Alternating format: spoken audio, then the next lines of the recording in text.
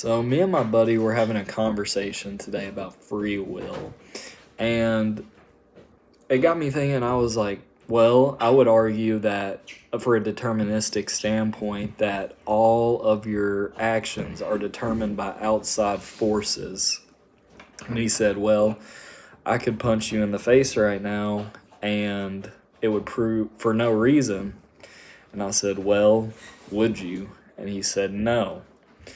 So my response to that was, well, even if you did punch me in the face right now for no reason, that action would have been set into motion by you wanting to prove that you have free will, and that the ideal was put into your head by an outside force, proving that you don't have free will.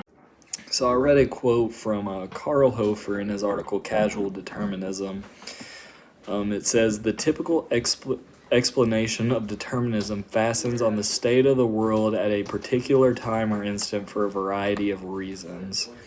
So I would never dump this water jug out. I'm drinking it. But if my coffee table was on fire, then yes, I would dump it out because that action has been set into motion by an outside force.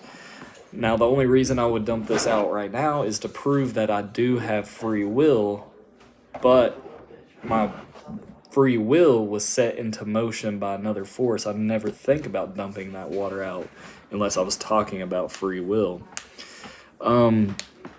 Furthermore, I could drive to Taco Bell right now, even though I've already eaten tonight and I'm not hungry. But that ideal was only put into my head by doing this article or this assignment on free will and this class. Now, one thing I would like to bring up is how in police work, the first thing they look for is a motive.